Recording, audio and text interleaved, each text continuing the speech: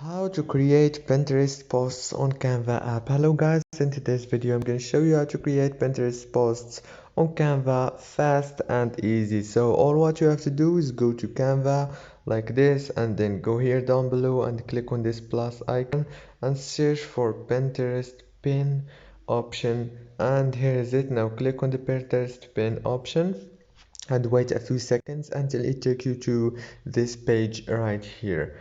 After it takes you to this page, it will give you many Pinterest pin templates. Okay, let's choose any of these. Okay, I'm gonna choose this one for example. Now here, after you click on any of these designs, you will be able to change the text, and also you can change the photo by clicking on it and click replace here down below.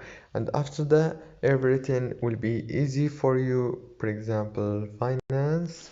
And now as you can see, everything is easy to move and change.